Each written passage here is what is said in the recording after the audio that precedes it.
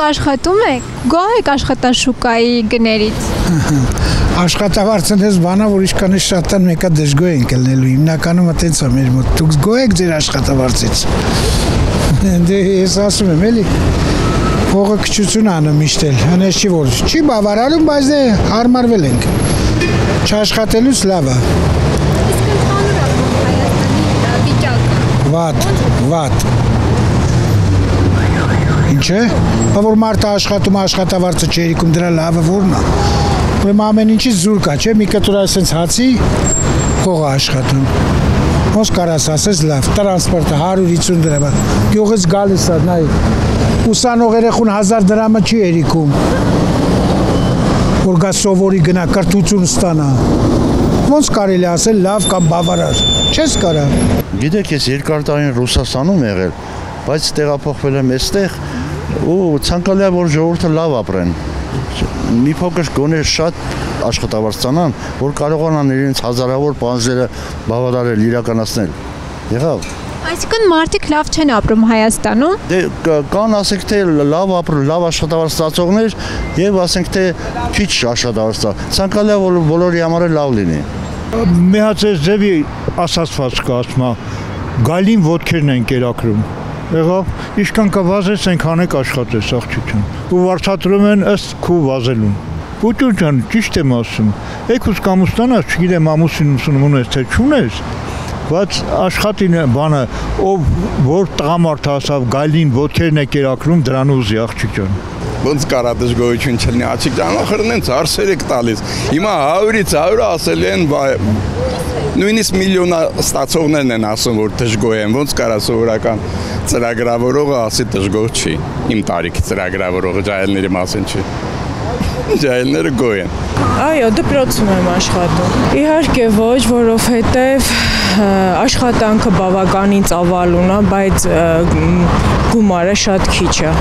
Եթե աշխատում ես նամանավանդ դժվարություն ունեցող երեխաների հետ, այդ աշխատանքը շատ ծավալուն է, շատ դժվար է, մինիմալ աշխատավարձով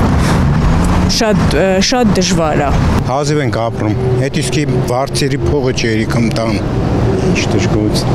Թույլ է, շատ թույլ է, շարժ չկա, ժողովրդի ձեռը փող չկա, համ թանկացումները, համ հարկերը, Դուբայի նման ազատ տնտեսական գոտի պետք է սարքվի, որ մարդիկ կարողանան ապրեն, յոլա գնան։ Ոչ այնքան, կարծում եմ կարելի է ավելի որ բարձր լինի։ Չէ, գոհ չեմ, բայց բանը ոնց են ասում, շուկան է, էլի ինքնարեգուլյացիա անում։ Քիչ է, որովհետև թանկությունները շատ, աշխատավարձը քիչ, մենք աշխատում ենք վայլողը վայլում է,